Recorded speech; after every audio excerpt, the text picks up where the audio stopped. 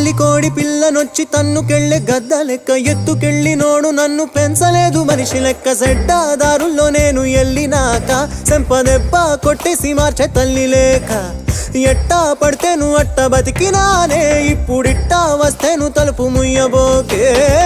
దునియాతో నాకేంటమ్మా నీతో ఉంటే చాలమ్మా